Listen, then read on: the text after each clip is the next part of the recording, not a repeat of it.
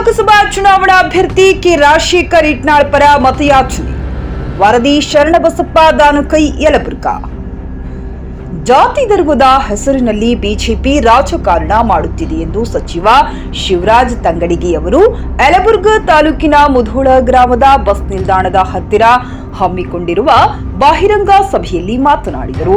ಈ ವೇಳೆ ಮುಖ್ಯಮಂತ್ರಿಗಳ ಆರ್ಥಿಕ ಸಚಿವ ಬಸವರಾಜ ರಾಯರೆಡ್ಡಿ, ಕೊಪ್ಪಳ ಲೋಕಸಭಾ ಅಭ್ಯರ್ಥಿ ಕೆ ರಾಜಶೇಖರ್ ಇಟ್ನಾಳ್, ಮುಖಂಡರಾದ ಬಸವರಾಜ್ ಉಳ್ಳಾಗಡ್ಡಿ, ಹನುಮಂತಗೌಡ ಚಂಡೂರು, ಕೆರೆಬಸಪ್ಪ ನಿಡಗುಂದಿ, ಸಂಗಣ್ಣ ಕರಡಿ, ಎಂಕಣ್ಣ ಎರಾಶಿ, ವೀರನಗೌಡರು, ಪೊಲೀಸ್ ಪಾಟೀಲ್ ಎಜಿ, ಭಾವಿಮನಿ, ಡಾಕ್ಟರ್ ಶಿವನಗೌಡ ದಾನರೆಡ್ಡಿ, ಸಾವಿತ್ರಿ ಗೊಲ್ಲರ ಸೇರಿದಂತೆ ಇತರ ಮುಖಂಡರು ಕಾರ್ಯಕ್ರಮದಲ್ಲಿ ಉಪಸ್ಥಿತರಿದ್ದರು. ವರದಿ ಶರಣಬಸಪ್ಪ ದಾನುಕೈ, ಯಲಬುರ್ಗಾ. ಮೂರನೇ ಬಾರಿಗೆ ನಮ್ಮೆಲ್ಲ ಮುಖಂಡರ ಆಶೀರ್ವಾದದಿಂದ ಇವತ್ತು ನನ್ನನ್ನು ಅಭ್ಯರ್ಥಿಯನ್ನಾಗಿ ಮಾಡಿದ್ದಾರೆ. ಇವತ್ತು ವಿಶ್ವಾಸ ಇದೆ, ತಾವೆಲ್ಲ ಹಿರಿಯ ಮುಖಂಡರು, ತಾಯಿಯಂದರು, ಎಲ್ಲ ಸಹೋದರರು ಕೂಡ ಕಾಂಗ್ರೆಸ್ ಪಕ್ಷಕ್ಕೆ ವೋಟ್ ಹಾಕೋದ್ರ ಮೂಲಕ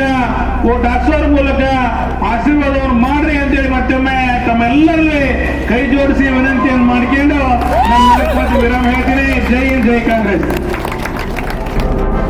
10 ಗುಂಪಿಗೆ ಮತ ಹಾಕ್ರಿ, 30-35 ಸಾವಿರ ನೀರು ಕೊಡ್ರಿ. ನಮ್ಮ ಸರ್ಕಾರ ಇದೆ, ಕತ್ತಿನ ಕೆಲಸಗಳು ಮಾಡಿಕೊಡ್ತೇವೆ. ನಮಸ್ಕಾರ ಎಲ್ಲರಿಗೂ. ಅದಕ್ಕೆ ನಾನು ಕೆಲವೊಂದು ಹೇಳ್ತಾರೆ, ಏನಾಗಾಯ್ತು 4 ವರ್ಷ ಆರ್ಥಿಕತೆಗೆ ಯಾವ ಇರ್ತದೆ ಇಲ್ಲ. ರಾಜಕೀಯ ಅನುಭವ ಬಹಳ ಮಂದಿಗೆ ಇಲ್ಲ, ಏನೇನು ಆಗುತ್ತೆ ಗೊತ್ತಿಲ್ಲ. ಯಾರು ಕೆಲಸ ಮಾಡೋಂಥವ್ರು ಇಲ್ಲ ಈಗ, ವೆರಿ ಫ್ಯೂ ಪೀಪಲ್. ಅದಕ್ಕೆ ಇವತ್ತು ಒಳ್ಳೆ ಇದನ್ನ ಹಾಕಿ ತಾಲೂಕಾಗ ಒಳ್ಳೆ ಕೆಲಸ ಮಾಡ್ತೇವೆ. ಇವಾಗ ಸುಳ್ಳು ಹೇಳೋದಲ್ಲ. ಇವತ್ತು ನನಗೆ ಮಂತ್ರಿ ಸ್ಥಾನಕ್ಕಿಂತ ಒಳ್ಳೆಯ ಸ್ಥಾನದಲ್ಲಿ ನಾನಿದ್ದೇನೆ. ಯಾಕಂದ್ರೆ ಖಾತೆ ಕಿಂಡಿ ಬರೆಯೋನು ನಾನೀಗ. ಅದಕ್ಕಾಗಿ ಯಲಬುರ್ಗಿ 4 ಸಲ ಬಂದಿತ್ತು ಈ ಸಲ ಬಜೆಟ್ನಾಗ. ಎಲ್ಲರ ಬಂದಿದ್ರು ಯಲಬುರ್ಗಿ ಬಜೆಟ್ ಬಿಟ್ಟಿನಾಗ 1,000 ಕೋಟಿ ಕೆರೆ ತುಂಬಿಸ ಕೊಡಿಸಿದ್ದೀನಿ. ಮತ್ತೆ ಯಾಕಂದ್ರೆ ಓದಿಸ್ತೆ ಅಂತ ಕೇಳಿದೆ. ನಾನು ಅದನ್ನು ಸುಮ್ಮನೆ ಮಾಡಿಬಿಟ್ಟಿದ್ದೆ. ಬಂದವ್ರದಾರೆ ಯಾವತ್ತಾರ ಬಂದವ್ರೆ, ನಾನು ಮಾಡಿಬಿಟ್ಟಿದ್ದೀನಿ ನಿಂದ ಈ ಗುಣ ಮಾಡಕ್ಕೆ. ಅದಕ್ಕೆ ಬೇಕಂತ ಓದ್ತಿದ್ದೆ ಅಂತ ಅರ್ಥ ಆಯ್ತಾ ನಾನು ಯಾಕೆ ಓದ್ತಿದ್ದೆ ಅಂತ. ಅದು ಓದ್ಬೇಕಾಗಿದ್ದಿಲ್ಲ, ಓದ್ತಿದ್ರು ಕೆಲಸ ಆಕೈತೆ, ಓದ್ಬಿಟ್ಟು ಕೆಲಸ ಆಕೈತೆ. ಅದು ಮುಂದೆ ಅನಾಹುತಗಳೇ ಅಂತ ಗೊತ್ತಾವ. ಕಷ್ಟಪಟ್ಟು ನಾನು ಜಾಬೀಸ್ ಅವ್ಕೊಂಡು ರಿಕ್ವೆಸ್ಟ್ ಮಾಡ್ಕೊಂಡು ನಾವು ನಾ ಇರ್ತೀನಿ. ಬಂದ್ರೆ ಹಿಂದೆ ಮಾಡಿದ್ದೆ ಅದನ್ನ ಈಗ ಹಾಕಿದ್ದು.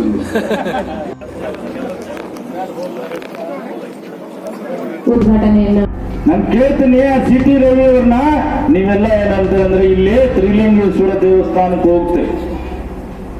ನಮ್ಮ ಸಂಸ್ಕೃತಿ ಏನಂದ್ರೆ ನಾವೇನಾದ್ರೂ ಇವತ್ತ ದಾನ ಧರ್ಮ ಮಾಡ್ತಕ್ಕಂಥದನ್ನ, ಗುಂಡಿಯಲ್ಲಿ ಹಣ ಹಾಕ್ತಕ್ಕಂಥದನ್ನ ಮಾಡ್ತೀವಿ. ಅಲ್ಲಿ ಪೂಜಾರಿ ಏನಾರ ತನ್ನ ಸ್ವಾರ್ಥಕ್ಕೋಸ್ಕರ ಬಳಸ್ಕೊಂಡು ಅದನ್ನ ಏನಾರ ಮಜಾ ಮಾಡಿದ್ರೆ ಆ ಪೂಜಾರಿ ಅವನು ಯೋಗ್ಯ ಇಲ್ಲ ಅಂತ ಆ ಪೂಜಾರಿ ಬದಲಾವಣೆ ಮಾಡ್ತಕ್ಕಂಥದ್ದು ಇದೆ ನಮ್ಗೆ. ಆದ್ರೆ ನೀವೇ ನನಗೆ 2 ಬಾರಿ ಸಂಸದನಾಗಿ ಇವತ್ತು ಒಬ್ಬ ಸರ್ವೆಂಟ್ನ ತರ ಆಯ್ಕೆ ಮಾಡಿಕೊಂಡಿದ್ರಲ್ಲ. ನಿಮ್ಮ ಇವತ್ತು ಸರ್ವೆಂಟ್ ಪ್ರಾಮಾಣಿಕವಾಗಿ 10 ವರ್ಷದಲ್ಲಿ ನಿಮ್ಮ ಸೇವೆಯನ್ನ ಮಾಡಿರ್ತಕ್ಕಂಥ ಒಬ್ಬ ಸಂಸದ ಅಂತ ನಾನು ಹೇಳ್ಕೊಳ್ಳಿಕ್ಕೆ ನನಗೆ ಧೈರ್ಯ ಇದೆ, ಆತ್ಮಸಾಕ್ಷಿ ಇದೆ. ನಿಮಗೆ ಈ ಸಂದರ್ಭದಲ್ಲಿ ಅಭಿನಂದನೆ ಕೂಡ ಹೇಳ್ತೇನೆ. ನನಗೆ 2 ಬಾರಿ ಸಂಸದನಾಗಿ ಆಯ್ಕೆ ಮಾಡತಕ್ಕಂಥದಕ್ಕೆ ಆಶೀರ್ವಾದವನ್ನು ಮಾಡಿದಿರಲ್ಲ, ಆಶೀರ್ವಾದ ಋಣವನ್ನು ನಾನು ಮರೀಲಿಕ್ಕೆ ಸಾಧ್ಯ ಇಲ್ಲ ಅಂತ ಕೂಡ ಈ ಸಂದರ್ಭದಲ್ಲಿ ಹೇಳ್ತೇನೆ. ವಿರೂಪಾಕ್ಷಪ್ಪನವರು MP ಅವರು ಮಾಜಿ ಸಂಸದರು, ಇವರು ಲಕ್ಷ್ಮಣ ಸವದಿಯವರು ನನ್ನ ಬಗ್ಗೆ ಮೀಡಿಯಾದವ್ರು ಕೇಳ್ತಾರೆ, ಏನ್ರಿ ಕರಡಿ ಸಂಗಣ್ಣವ್ರ ಬಗ್ಗೆ ಏನು? ಕರಡಿ ಸಂಗಣ್ಣ ಬಂಗಾರ ಇದ್ದಂಗ ಅಂತ ಅಂದಾರ.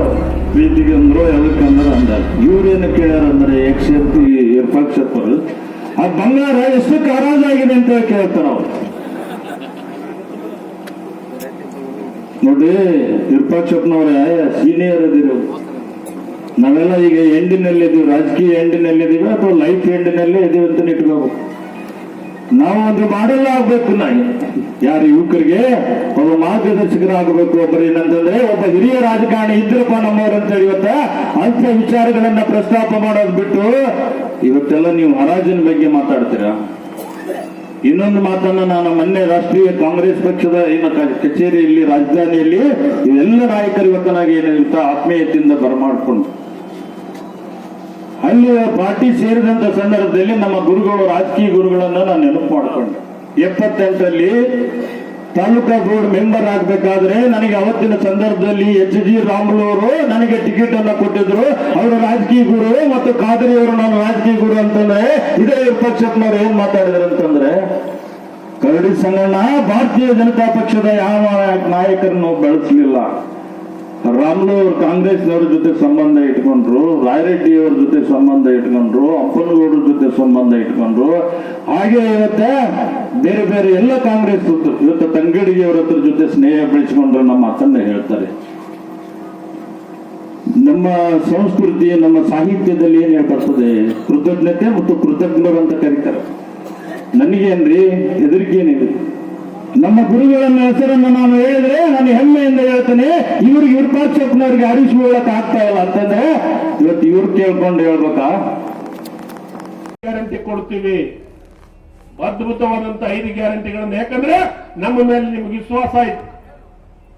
ಮಾತಾಡಿದ ತಕ್ಷಣ 1 ವರ್ಷ ನಿಮ್ ಗ್ಯಾರಂಟಿಯನ್ನು ಕೊಟ್ಟಿದ್ದೀವಿ, ಅದಕ್ಕೆ ಮತ್ತೆ 5 ಗ್ಯಾರಂಟಿಯನ್ನು ತೆಗೆದುಕೊಂಡು ಬಂದೀವಿ. ಮೊದಲನೇ ಗ್ಯಾರಂಟಿ, ನಿಮ್ಮ ಮಕ್ಕಳು, ನಿಮ್ಮ ಮಗಳಿರ್ಬೋದು, ನಿಮ್ಮ ಮಗ ಇರ್ಬೋದು, ಅವರು ಡಿಗ್ರಿ ಮುಗಿಸಿದ ತಕ್ಷಣ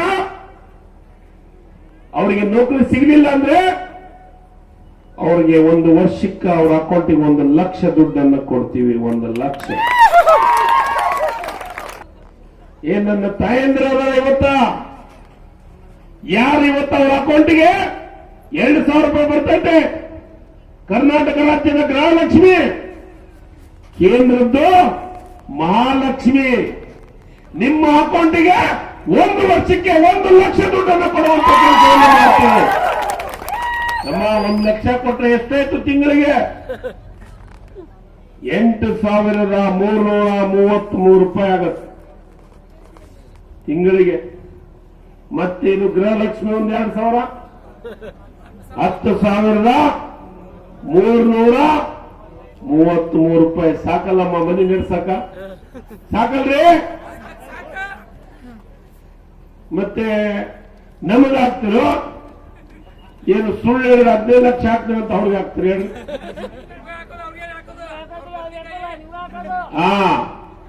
ಇವತ್ತಮ್ಮ ನಿರ್ಧಾರ ಆಗಬೇಕಾಗಿದೆ. 3ನೇ ಗ್ಯಾರಂಟಿ ತಗೊಂಡಿವಿ. ಈ ದೇಶದೊಳಗ, ಈ ರಾಜ್ಯದೊಳಗ ರೈತರಿಗೆ ಸರಿಯಾಗಿ ಮಳೆ ಬೆಳೆ ಆಗ್ತಾ ಇಲ್ಲ. ರೈತರು ಬದುಕು ಕಟ್ಟೋದಕ್ಕೆ ಬಹಳ ಕಷ್ಟ ಇದೆ. ಬ್ಯಾಂಕಿನಲ್ಲಿ ಸಾಲ ತಗೊಂಡಿದ್ದಾರೆ, ಸಾಲ ಕಟ್ಟೋದಲ್ಲ ಬಡ್ಡಿ ಕಟ್ಟೋದು ಕಷ್ಟ ಆಗಿದೆ.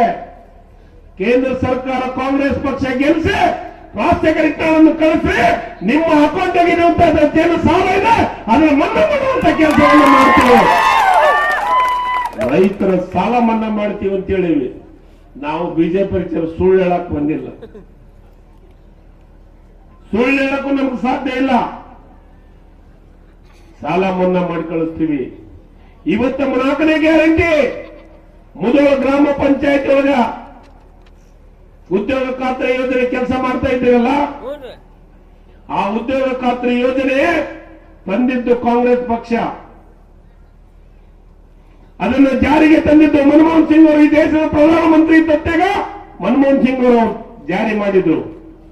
ಅದಕ್ಕೆ 340 ರೂಪಾಯಿ ಇದೆ. ಕೇಂದ್ರ ಸರ್ಕಾರ ಕಾಂಗ್ರೆಸ್ ಅಧಿಕಾರಕ್ಕೆ ಬಂದ ತಕ್ಷಣ ಅದನ್ನ 400 ರೂಪಾಯಿ ಮಾಡ್ತೀವಿ. 400 ರೂಪಾಯಿ ನಿಮಗೆ. ಬಡವರು ಬದುಕಕ್ಕೆ ಇದಕ್ಕಿಂತ ಹೆಚ್ಚಿಗೆ ಏನ್ ಬೇಕು ನೋಡ್ರಿ. ನೀವು ಅವ್ರು ಬಂದು ಭಾಷಣ ಮಾಡ್ತಿರ್ತಾರ. ರಾಜ್ಯಕ್ಕೆ ಕೇಂದ್ರ ಸರ್ಕಾರ ಯಾವ ಯೋಜನೆ ಕೊಟ್ಟಿಲ್ಲ, ಬರೇ ಒಂದು ಕಾಲೇಜ್ ಚೆಂಬು ಕೊಟ್ಟೈತೆ ಅಂತ. ಆದ್ರೆ ಇವತ್ತು ಬಿಜೆಪಿ ಅವ್ರು ಕೊಟ್ಟಾರ, ಅದು ಅಕ್ಷಯ ಪಾತ್ರೆ ಅಂತ.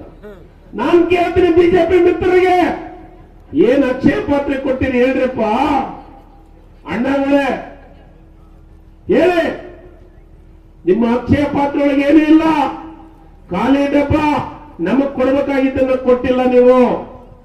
ನಾವು 100 ರೂಪಾಯಿ ಹಣ ಟ್ಯಾಕ್ಸ್ ಕಟ್ಟಿದ್ರೆ ನಮ್ಮ ಕರ್ನಾಟಕ ಬೆಲೆ ಬರೀ 13 ರೂಪಾಯಿ. ಅದೇ ಉತ್ತರ ಪ್ರದೇಶ ಮಧ್ಯಪ್ರದೇಶಕ್ಕೆ ಅವ್ರು 100 ರೂಪಾಯಿ ಕೊಟ್ಟರೆ ಅವ್ರಿಗೆ 700 ರೂಪಾಯಿ ಕೊಡ್ತಾರೆ. ಸ್ವಲ್ಪ ಆದಿತ್ಯ ಮಾತಾಡಕತ್ತಾರೆ ಆಗ್ಲೇ ಜಾತಿ ಬಗ್ಗೆ ಮಾತಾಡ್ತಾರೆ. ಕುಮಾರಸ್ವಾಮಿ ಅಂತೂ ಕತೆ ಹೇಳಂಗಿಲ್ಲ. ಹೆಣ್ಮಕ್ಳು ದಾರಿ ತಪ್ಪಿದಂತ ಹೇಳ್ತಾರೆ. ಇವತ್ತು ಅವರ ಪಾರ್ಟ್ನರು ಅವರಿಗೆ ಇವರಿಗೆ ಇಬ್ಬರಿಗೆ ಶಿಕ್ಷೆ ಆಗಲೇಬೇಕು.